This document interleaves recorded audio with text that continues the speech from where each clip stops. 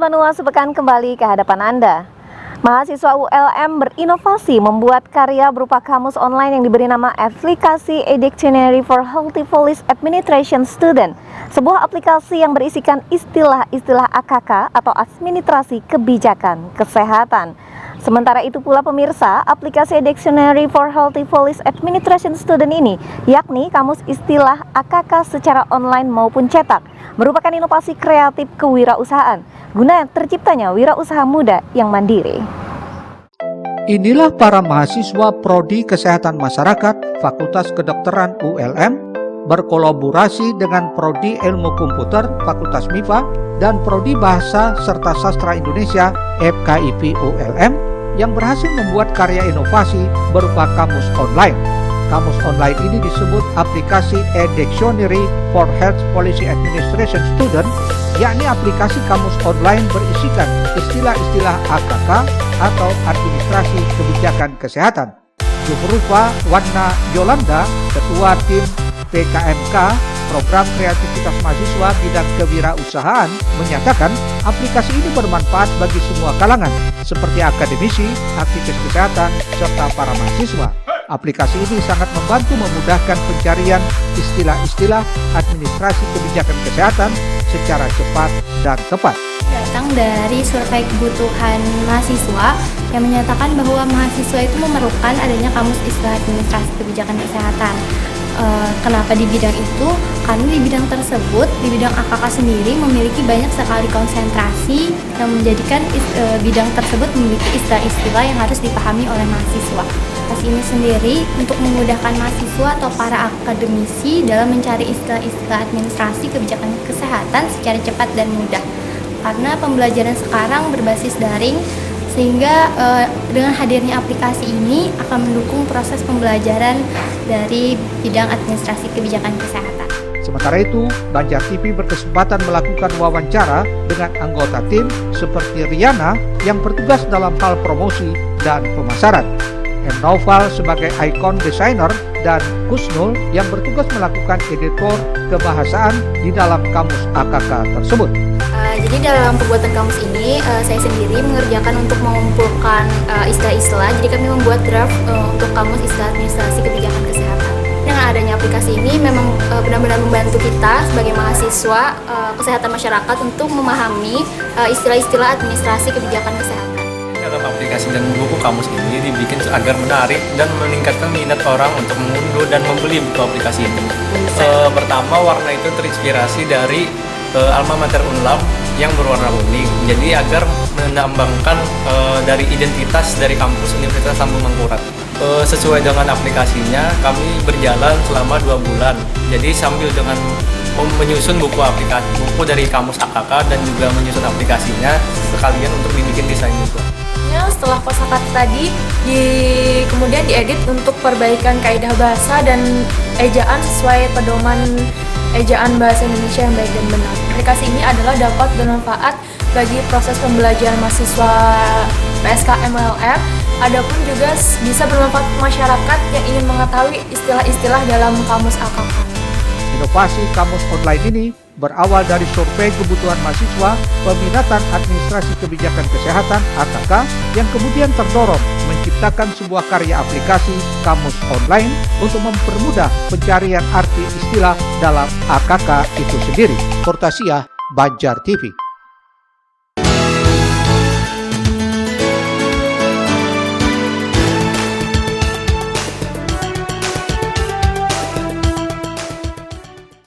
Prestasi dan inovasi pembuatan aplikasi e-Dictionary for Health Policy Administration Student oleh para mahasiswa ini mendapat dukungan penuh dari Direktorat Pembelajaran dan Kemahasiswaan, Direktorat Jenderal Pendidikan Tinggi, Kementerian Pendidikan dan Kebudayaan RI, melalui program kreativitas mahasiswa bidang kewirausahaan PKMK, termasuk memberikan dukungan dalam bentuk pendanaan. Tak hanya itu, berkat dukungan dari prodi dan dosen pembimbing, akhirnya mampu menciptakan karya yang diharapkan memberi manfaat besar bagi masyarakat luas, khususnya para mahasiswa untuk mencari berbagai istilah dalam administrasi kebijakan dunia kesehatan, Sekarang aplikasi ini dapat dimanfaatkan para pengguna Android dengan mengunduh di Play Store. Selain itu, Kamus Cetak juga bisa dipesan secara online melalui Instagram, TA Dictionary PKM, atau lewat Shopee.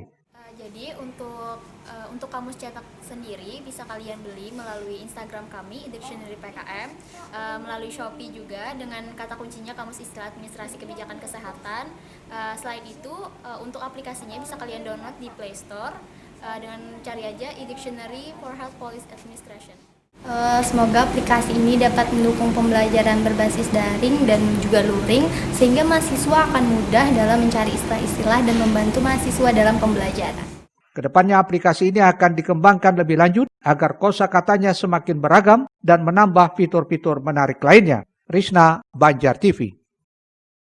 Ya pemirsa, kita beralih ke informasi lainnya di mana warga Cempaka harapkan tradisi menolak bala dengan keliling kampung sambil membaca doa dan bersalawat bisa dilestarikan oleh pemerintah Kota Banjarbaru. Di samping itu pula DPD Pemuda Islam Kalsel juga menggelar doa tolak bala dipimpin oleh Ustadz Supian Al-Banjari yang diikuti warga, sejumlah tokoh LSM serta Wakil Ketua DPRD Banjarmasin. Umat Muslim terutama di Kalimantan Selatan setiap tahun melaksanakan kegiatan menolak bala atau berdoa menolak segala bencana pada malam Rabu terakhir bulan Safar atau malam Arba Mustamir. Tradisi tolak bala ini juga dilakukan warga Cempaka Kecamatan Cempaka Banjarbaru yang melakukan pembacaan burda dan sholawat di malam Arba Mustamir berkeliling kampung. Pembacaan sholawat keliling kampung ini dipimpin Ustadz Muhammad Zubaidi yang juga merupakan penghulu di kawasan tersebut. Diikuti ratusan warga sambil membaca ayat-ayat tolak bala.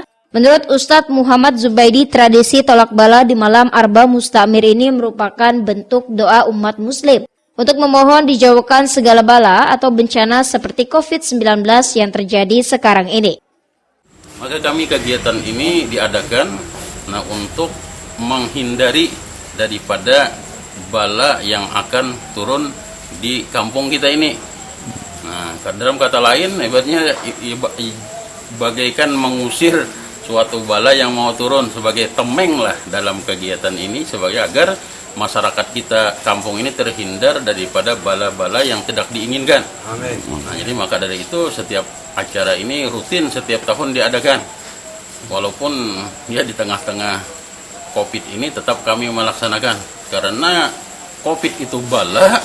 Nah, maka kami menghindari daripada bala itu, kami adakan burdah keliling. Pada setiap orang yang melakukan pembacaan tolak bala, warga pun secara sukarela memberikan makanan atau minuman di kampung mereka lewati. Demikian juga dengan salah satu paslon yang juga ikut memberikan sumbangan makan dan minum. Rismana, Banjar TV.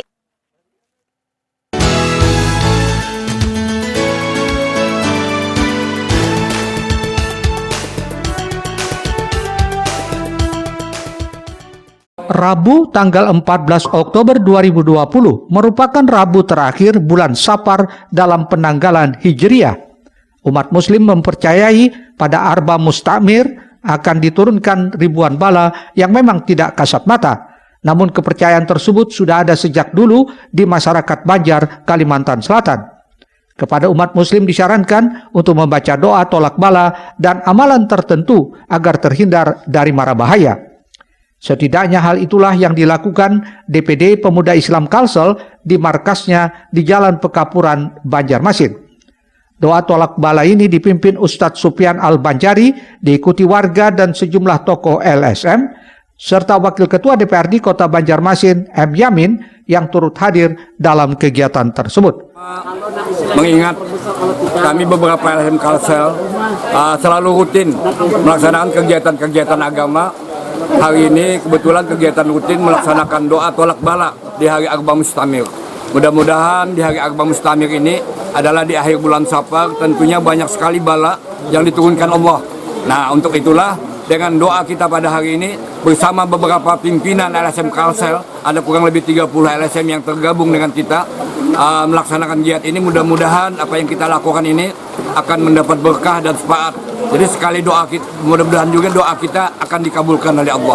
Ini kan kita juga mendapat undangan dari saudara kita Bang Haji Hasan, Ketua LSM Pemuda Kalimantan Selatan. Ya, alhamdulillah kami sangat mengapresiasi kegiatan beliau pada hari ini. namun saya lihat dari awal memang sudah masih tetap memperhatikan protokol kesehatan lah ya.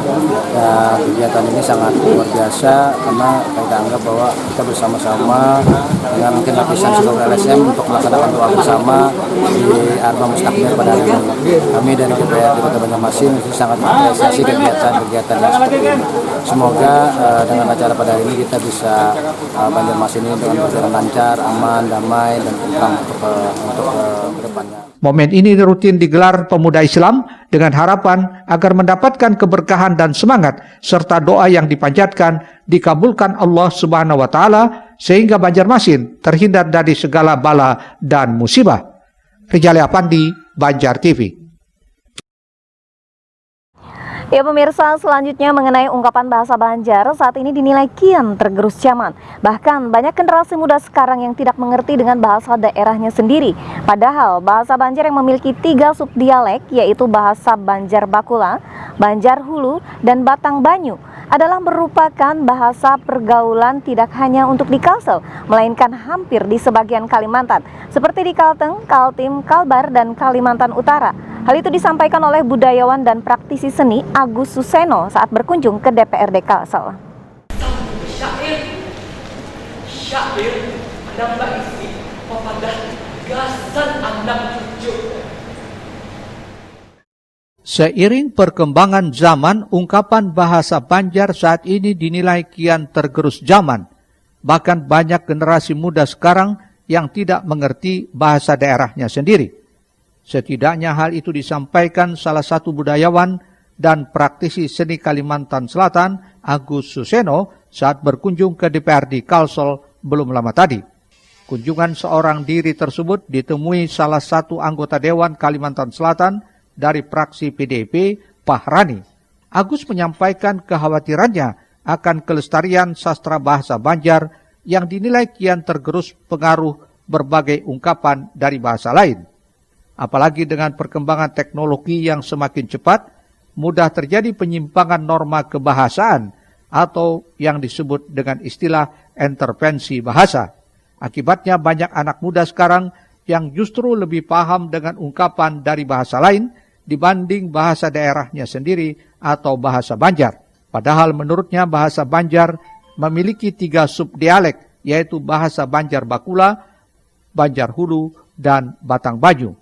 Ini merupakan bahasa pergaulan tidak hanya di Kalsel, melainkan hampir di sebagian Kalimantan, seperti Kalimantan Tengah, Kalimantan Timur, Kalimantan Barat, dan Kalimantan Utara. Bahasa Banjar lah, bahasa daerah itu dianggap nya kan diurusinya hidup aja nya. Ini bahasa Banjar itu kan mati aja, bujur aja. Tapi kemudian pengaruh bahasa lain tuh Nah, lalu kemudian menjadikan bahasa Banjar itu kan ada 3 subdialek kalau menurut rumusan Profesor Jibar Rapip, Banjar Kuala, Banjar Hulu, Banjar Batang Banyu. Kita ini Banjar Kuala, Banjar Kuala ini Banjarmasin, Matapura, Banjarbaru, sampai Tala, Tanah Bumbu, Kota Baru itu kan Kuala. Nah, persoalannya dengan Kuala itu, inya kemudian apa jurang bobuan akademisi itu rentan terjadinya interferensi bahasa, masuknya unsur bahasa Indonesia ke bahasa Banjar. Lalu kosakata bahasa Banjar yang asli itu akan ini tapi tahu lagi.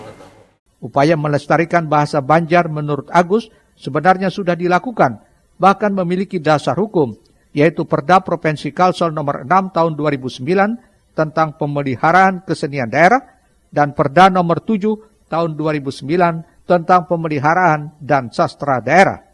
Agus menilai 2 perda tersebut sepertinya mandul. Pasalnya, sebagai praktisi seni budaya, tidak merasakan ada upaya dari pemerintah Provinsi Kalimantan Selatan untuk mengimplementasikan perda tersebut. Bohail, Banjar TV. Ya pemirsa, sudah 1 jam kita bersama dalam Lintas Banua sepekan kali ini. Tak terasa waktu jual yang menghantarkan hingga ke penghujung acara. Kami ucapkan terima kasih atas kebersamaan Anda dan semoga berita yang kami sajikan tadi dapat bermanfaat untuk kita semua. Pemirsa, mari terus kita patuhi protokol kesehatan. Terus jalankan disiplin kesehatan, salah satunya dengan berolahraga sambil menikmati paparan sinar matahari agar imun tubuh kita semakin sehat dan kuat. Terima kasih, mohon maaf jika ada kesalahan, baik disengaja maupun tidak disengaja, karena kesempurnaan hanya milik Allah Subhanahu wa Ta'ala. Saya Lianti Risni dan tim redaksi undur diri dari hadapan Anda. Terima kasih, wassalamualaikum warahmatullahi wabarakatuh, dan sampai jumpa.